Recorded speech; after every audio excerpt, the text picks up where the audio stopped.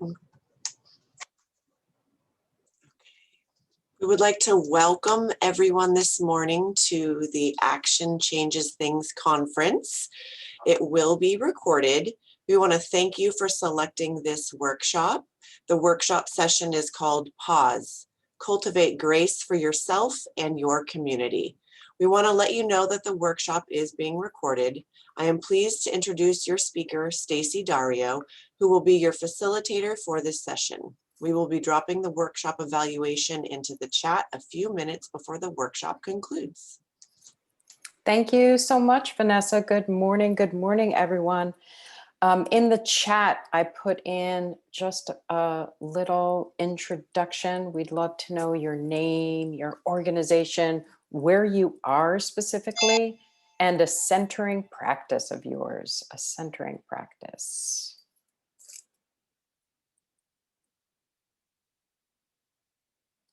Ooh, we've got writing, breathing, keeping a growth mindset, breathing. Love it, love it, love it. I'm Stacy, y'all. You are here at Pause, Cultivate Grace for You and Your Community. I'm going to be using this PowerPoint, and this PowerPoint will be made available to you on the website, so you can have it. How is it? Are you able to see it? Can you give me a thumbs up, those of you off camera? If you can see it in your screen. Maya says no, she cannot see it. All right, I'm going to try something else. Let's see this. How about that? Can't see it. All right, let me try this.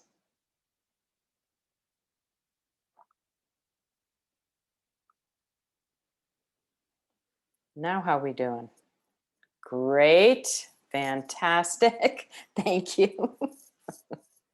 Thank you very much. So let me tell you, now here we go. Let me tell you that my name is Stacy Dario. I'm the co-director of Temescal Associates and the How Kids Learn Foundation. We're a small intermediary in the after-school arena, which means we bring people together and provide resources. That's me. Vanessa, our lovely room hostess, and I have worked together on a few projects, a STEM initiative together. That's how Vanessa and I know each other. Where we're headed today is to give you a moment to focus in and take a moment to experience a small break from whatever is going on in your life. So to experience a small break, that means actually bodily experience something, which is an intimate experience with yourself. And to give you a few resources, we have a tiny bit of time together. So that's where we're headed. Are there any questions at this point? You can raise your hand. You can type in chat. Oh, there's Catherine. Okay. All right. So let's get started. We're going to get started getting familiar with our breathing apparatus. This, my friends, is our mindful check-in. So I'm going to ask if you are able to please stand up, which is crazy because we'll be off frame and all that kind of stuff. So you can stand up, and actually those of you who are off camera, that's fine. Oh my goodness, there's my old beautiful friend Maya. Hi. Okay, you can stand up, and if you'd like, you can turn off your camera for this, or you can do this seated. It's no problem. And so we're going to look at our breathing apparatus. So what I'd like you to do is put your hands on your hips. If you put your hands like that, put your hands on your hips. And what you feel right there is your hips. If you put your hands right below your hips, there are two bones. Some of us have more flesh there. There are two bones. Those bones are called your ASIS. Right above those bones is the top of your pelvis, your hip bones. And if you move your hands up about halfway, that's your waist. Halfway between your hips and your ribs is your waist. And if you go up again, you're going to hit your ribs, the bottom of your ribs. And if you take your hands along the bottom of your ribs and pull them up, right at the top where they meet is something called your xiphoid process. And if you move your fingers down your ribs into the back, you'll notice that your ribs dip down in your back. So put your hands again at the bottom of your ribs, slide them down to the top of your hips. And if you can, just play around a little bit with getting your rib cage over the top of your hips. It's kind of like two bowls. Okay. The other thing I want you to know is at the bottom of your ribs is your diaphragm. And your diaphragm, when you inhale, lowers and expands to accept the weight of your breath, and then contracts and domes up to push the air out. So take a breath in, feel the weight, and exhale. Domes up. Okay, take a minute to sit down. And you can turn your camera off for this if you want, you don't have to. And put your feet flat on the ground and see if you can get your ribs over the top of your hips. Put your hands gently in your lap, and you can close your eyes or focus them softly and just notice for a moment what paying attention to our physical anatomy, our physical breathing anatomy, how that has shifted your attention from whatever was preoccupying your mind before now to now. Just notice that shift.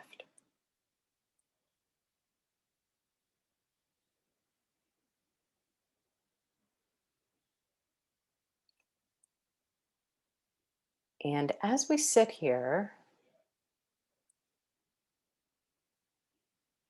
noticing that we don't have to do anything to control our breath. There is an autonomic process that happens, that has happened since we've been born and will happen till the day we take our last breath, that regulates our breathing.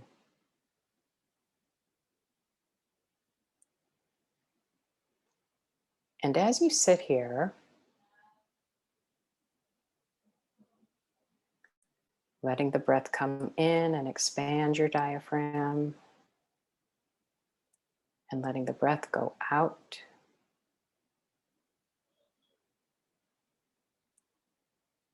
Notice that there is an internal experience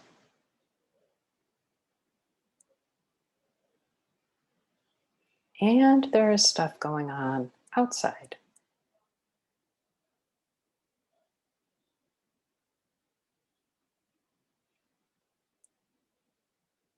And check for yourself that right now, in this moment, you're safe.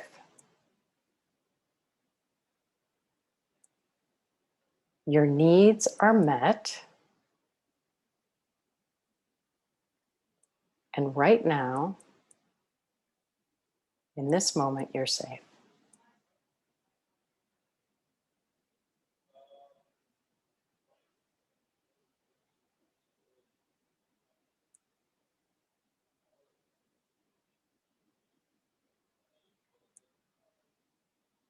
And see if you can sense into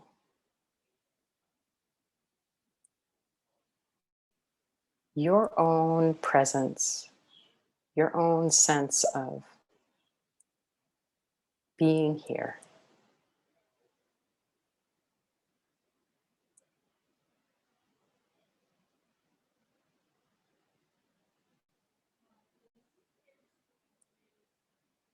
Take a breath in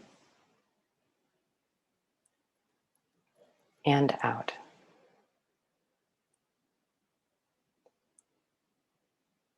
Flutter your eyes open and come back to our session.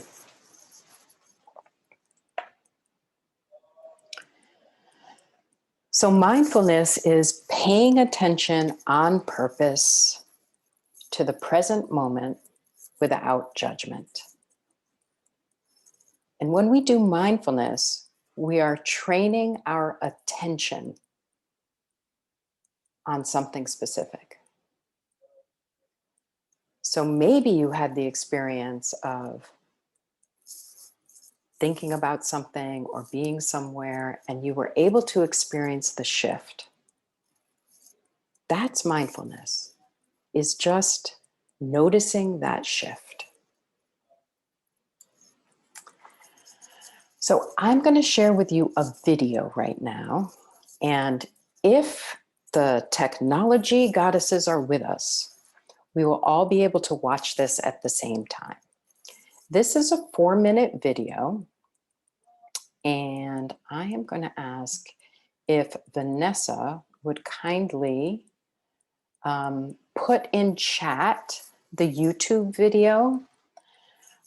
So if it occurs that that you are unable to see what I'm about to show you, you can click into the YouTube video and watch it. It's 4 minutes long.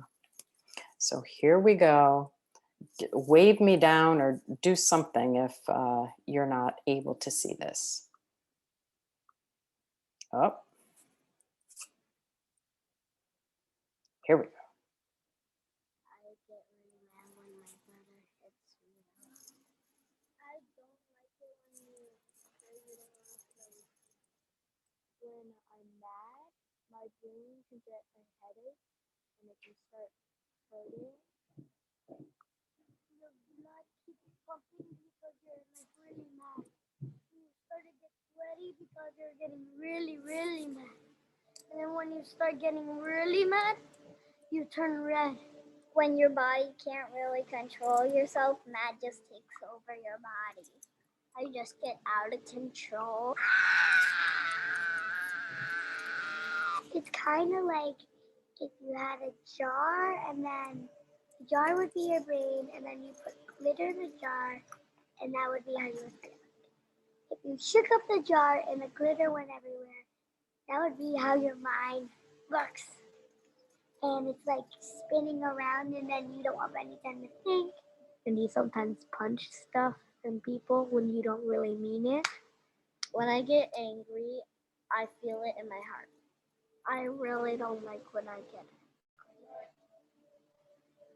The amygdala really reacts, but the prefrontal cortex tries to keep it down. When I feel like I want to, get really angry and I just sometimes, take a deep breath. First, you find a place where you can be alone. Then you find some way to relax and calm down. When I need to calm down, I take deep breaths. I breathe in through my nose. Sometimes I close my eyes or just take deep breaths. It's coming down, it's not moving. It's slowing down and then it stops. The heart pumps slow and then it goes into your brain. It's like all the sparkles are at the bottom of your brain. My brain slows down and then I feel more calm and then I'm ready to speak to that person.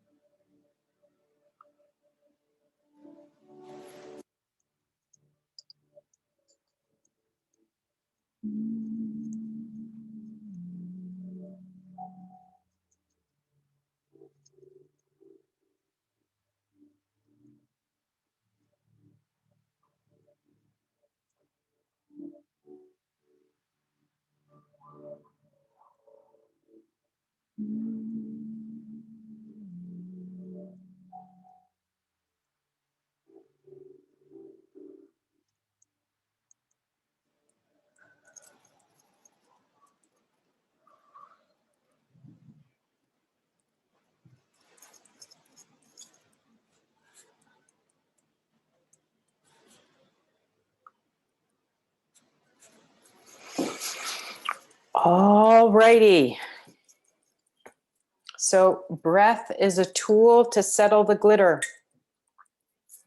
Does anybody out there have a glitter bottle? Glitter, this glitter bottle is a super supportive tool when working with youth. It's something I use with my kids when they are, my children, when they are upset about something, really upset. We use the glitter bottle to say, let's just work with this until the glitter settles, and then we'll have a conversation. So what we know about breath is that it signals the body to relax. It literally regulates our physical system. It controls things like our blood pressure, our body temperature, how our glucose works in our body. So it is deeply connected with our physical experience.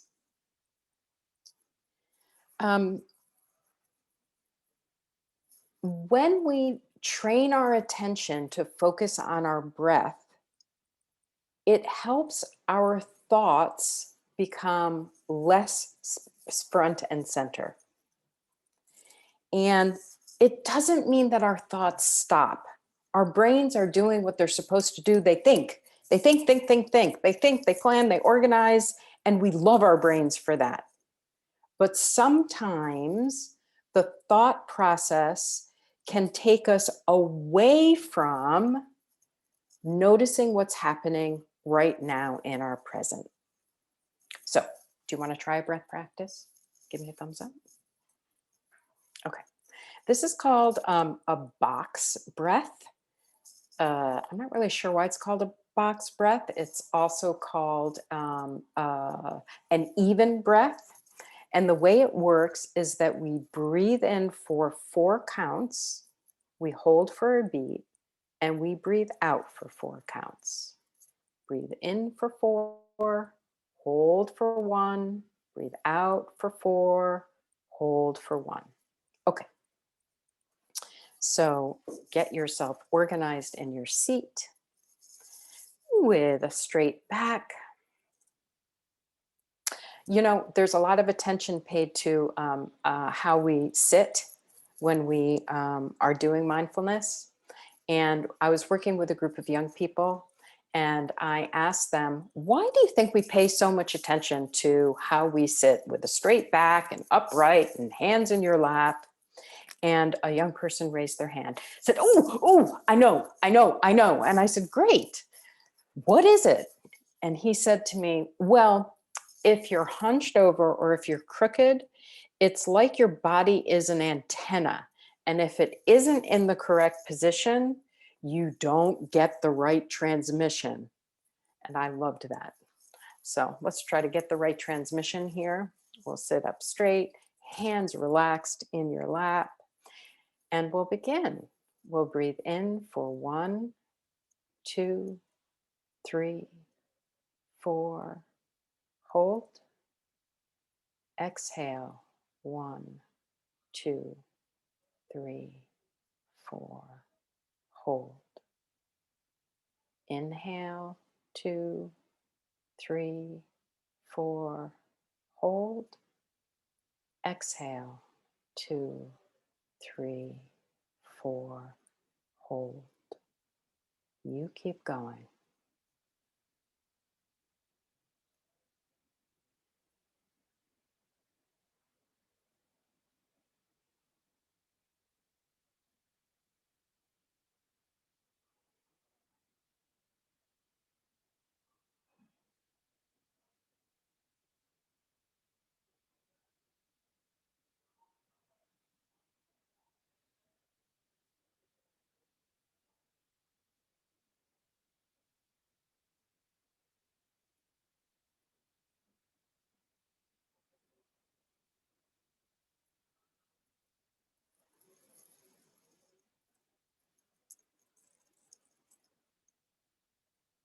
Okay.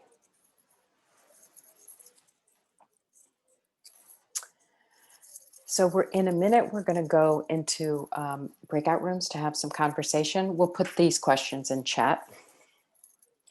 But I just want to recognize that we are living in pretty traumatic times. I don't know how many of you got to hear Dr. Sean Ginwright this morning. I know that I didn't hear him, but I have heard him speak many times. So I know that he was talking about the trauma that we are living through. But you all know that we're living through the pandemic, social and political unrest. We have environmental disasters, the fires, and all of this is on top of the ongoing toxic stress of systemic racism. So we experience that, our youth experience that, and the effects of trauma throw our bodies into a state of disequilibrium. And when I say throw our bodies into a state of disequilibrium, I'm not only talking about the psychological and emotional effects of that, I'm talking about the physical things that happen in our body when we experience ongoing trauma. All of those body regulation processes that help us be whole and well. So a cool thing is, as it turns out, we all happen to be born with the tools to help us self-regulate our beings. So if you think of an infant or a toddler, what do we know that toddlers do? If they're upset, they cry hysterically, they sob, and then they stop. Or they fall asleep immediately. I'm going to tell a quick story. My son, this was a few years ago, he was 12 years old. It was time for dinner, and I had just called him to help set up the table. And he walked in the room, and I could see that something had happened. I could see on his face that he was upset. And I looked at him and I said, "Kai, what's wrong?" And he burst into tears, sobbing, and put his head right on me, sobbing, sobbing, sobbing, sobbing, sobbing. And then he stopped, wiped his tears away. And I said, "What happened?" And he was never mind. I'm not even going to tell you. It turned out so he had some interaction with his sister. And then he set the table and he sat down and he started immediately conversing with his sister and laughing and talking. So it was like immediate processing, digesting of whatever that thing that made him so upset was. So these are the kinds of tools I'm talking about. And our breath is one of those tools, is one of the tools that we're born with and that we can return to support us when we are in times of distress. It helps us notice what's going on, to process what's going on, and to get a little distance from what is happening in our thought process and our emotional process. So I'm curious to know, when you go into breakout groups, we're going to have about, looks like 6 minutes in these breakout groups. And I'd love for you to introduce yourself. I have a question here, but you can talk about really whatever you want to. Nobody's going to be monitoring it. I'm curious to know, are there recurring thoughts that you are having that are pulling you out of the present moment? And what do you do when you notice it? And I'm going to offer that you can write any responses from your group in the chat. You can talk about whatever you want, and you can report whatever you want. So we'll have 6 minutes. I'm going to ask Vanessa to put us into breakout rooms.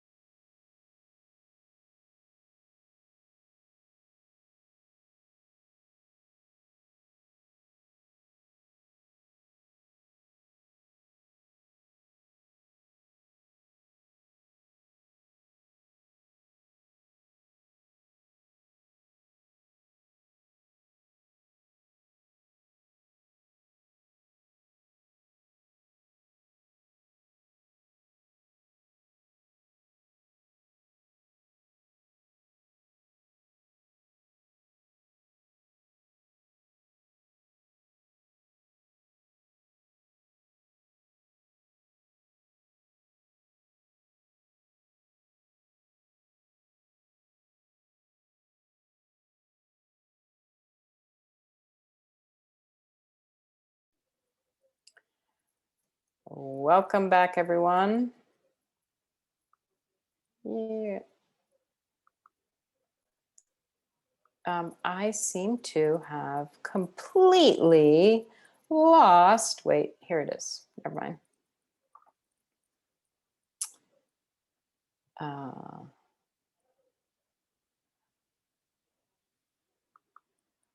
I have lost my PowerPoint here. Hold on a second.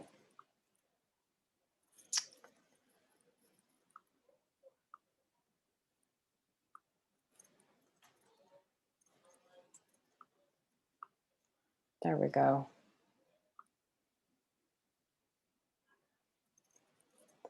Did anybody write anything in chat? I can't see right now. I'm trying to organize these screens.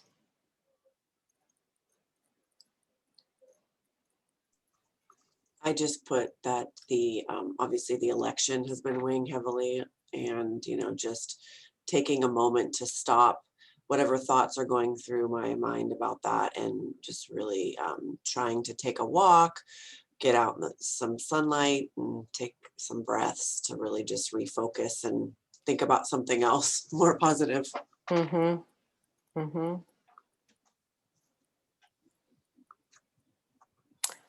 There were some great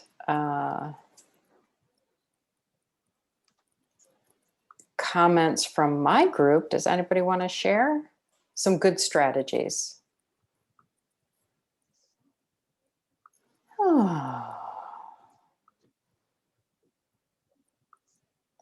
sorry, I'm just trying to organize these slides again. Sometimes when you go in breakout group, it messes up your slides. The elections. So there were some great strategies in my group.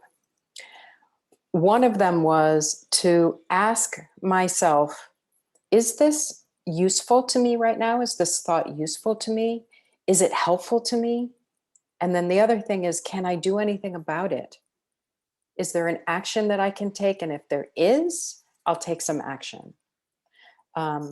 Another thing that really struck me in our conversation is this notion of sometimes we're going along and a thought arises in our consciousness that we hadn't been thinking of.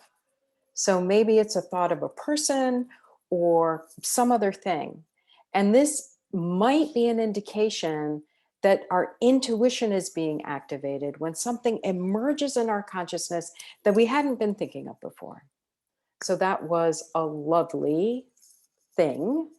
That person said, when that happens, I do some check-in. If a person emerges in my consciousness, I do a check-in with that person just in case. I'm noticing that my good friend, Allison Haynes, has just joined the session. Hello, Allison Haynes. Okay, we're gonna try to do, is there anything else that anybody would like to say about their conversation in their breakout room? Hi, Allison. Good morning, Stacy. It's wonderful to see you. It's Can beautiful. I tell you something? Yeah, please. At the beginning, you said that your old, lovely friend, and I thought it was going to be my name. I didn't see you. I wondered who that Maya was and how she invading your space of thought. I'm teasing, but it did make me smile because I realized how powerful our words are. And I was basking in the glow that is Maya, because it could have been me. It could have been any of us on the call. Of course, Allison, I didn't see you there. Oh, that's easy to happen, right? You got to scroll through screens and everything. Yeah. And so I just wanted you to know that your words are so powerful, and that really matters. And if they're powerful to other people, they must be powerful to ourselves as well. So in my breakout room, listening to strategies that people are using to come back to the present, I can see how it can make such a difference. Sometimes we got to talk to ourselves, really encourage ourselves, and take note of what we're thinking. And if it's off topic, as it were, being able to come back to it. What can you say more about that, Allison? If it's off topic, come back to it. What does that mean? Right. So, oftentimes we're working from home and there's a lot of distractions, and that can keep us from being in the present moment. Oh, yeah. There's also some thoughts that come that are really negative and overwhelming and keeps us out of the present moment. And so the idea that we could talk to ourselves about not wanting to think about that and think about something else, I think is a really great strategy. And again, being able to use words to point us in the direction we want to go is really amazing. I just want to see how many thoughts it takes to get me back on topic, the thing that's in front of me. But being able to stop the negative thoughts, the anxiety, that's Yeah. big. And if Yeah. breathing can do that for me, I'm going in. That's what I'm going to be up You're to. yeah, it's so interesting because sometimes we have a double effect. We think something, maybe it's a negative thought about ourselves, like being hard on ourselves from doing something, and then we come in again with another thought of like that is really harmful to ourselves. The thoughts can be harmful to ourselves, but this notion of being able to talk to ourselves. So here's the question: who's talking to ourselves?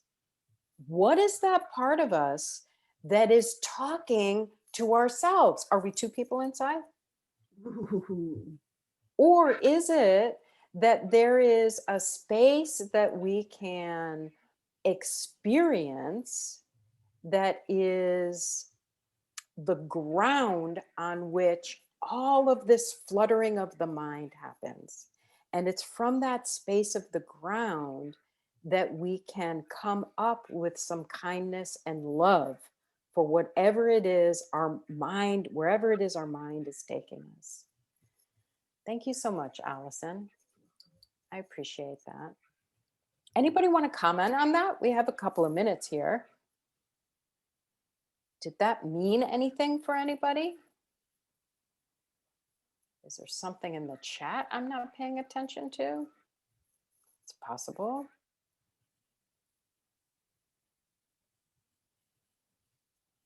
Oh, I'm getting a direct message that says you can see the background of my screen.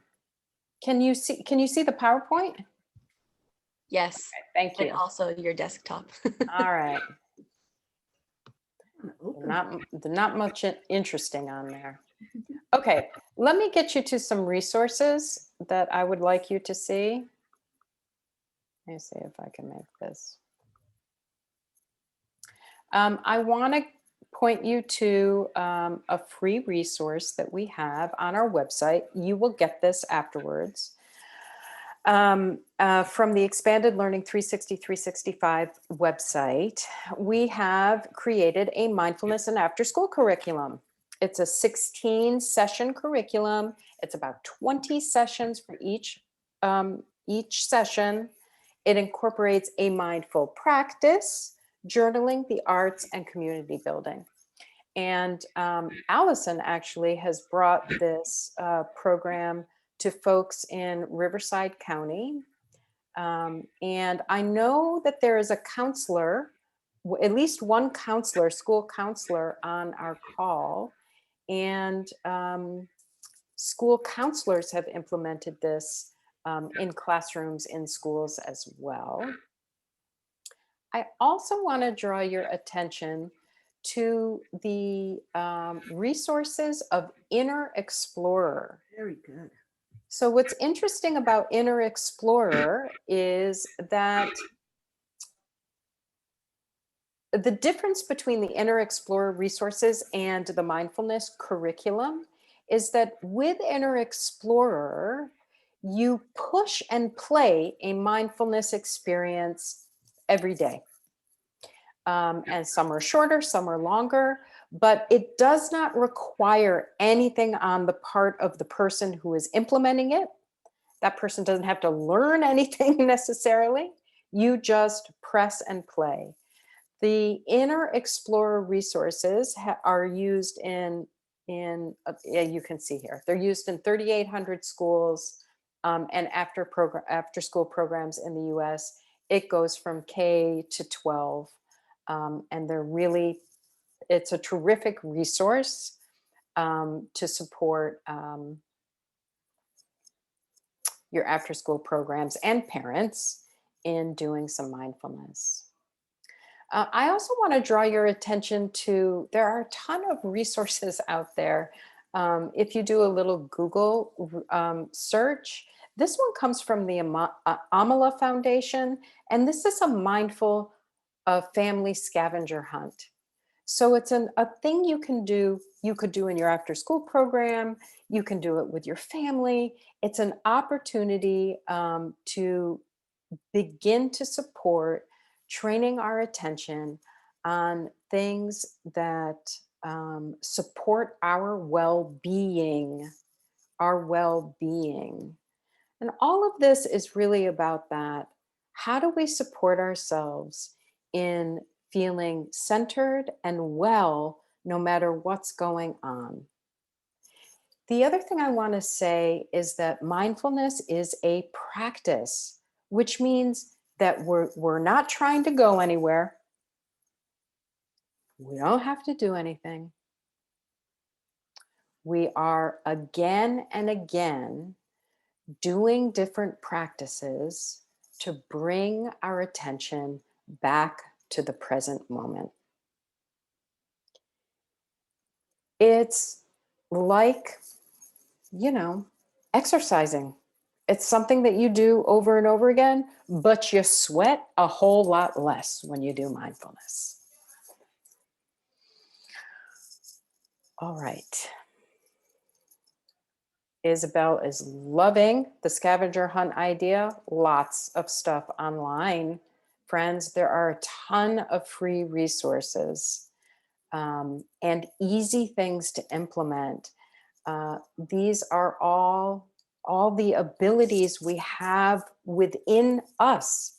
We don't have to go outside of ourselves to find our breath. We don't have to go outside of ourselves to say, look around your room right now and pick up a thing of beauty. So let's do that. Look around your room right now and pick up a thing of beauty. Oh my goodness. Can you see that? This is a crazy, beautiful crystal that my friend gave me. What else do we have? Is anybody else showing anything? Scroll through, scroll through. Oh my gosh, there's Oscar. Okay. Thank you. Thank you. So before we end, and you will do a little evaluation. Here's a checkout thought. When I started this session, I thought cultivating grace was. Now I think it's, and if you can answer that, you can open up your mic and speak, or you can put it in chat. When I started this session, I thought cultivating grace was. Now I think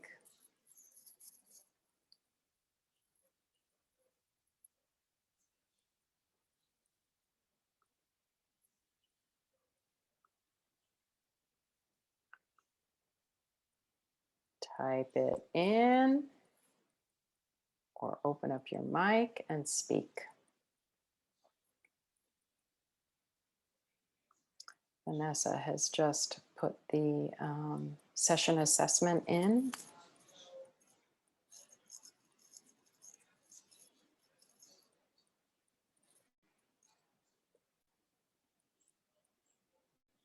When I started this session, I thought cultivating grace was. Now I think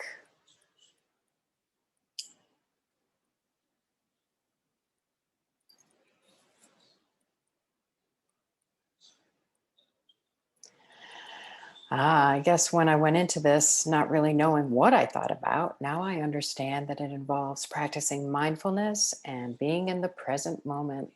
Grace is being present.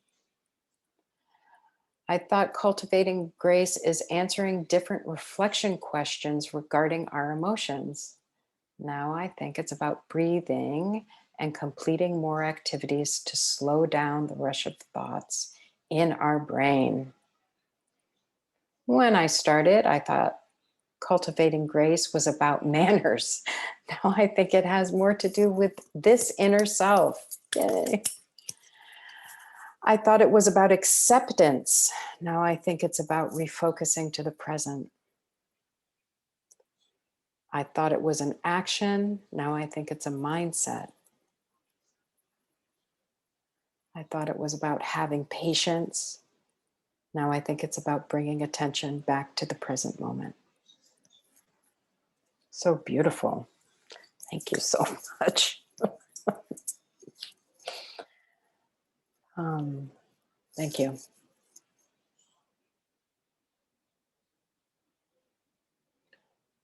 A good friend of mine, when I started the session, I thought it was about acceptance and being kind to myself or others. I still believe this. That's right.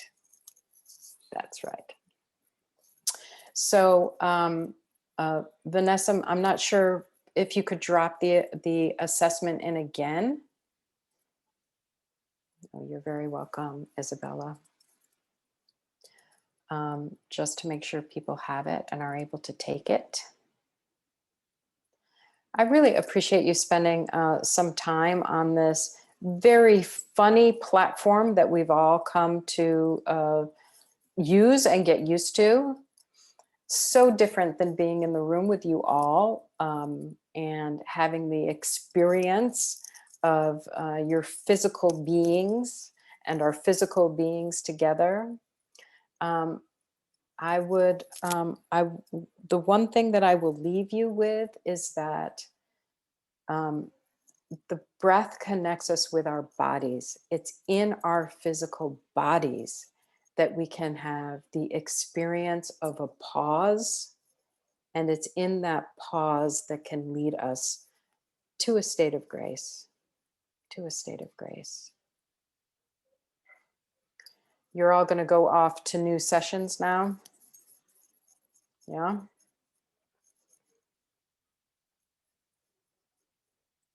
All right. Well, I send you off. Keep breathing. Oh, wait, here. This is me. You are very welcome.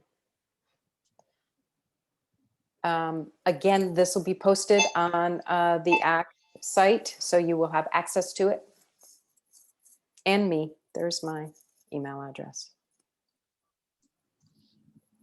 Thank you, Stacy, very much. That was wonderful. Thanks, Vanessa.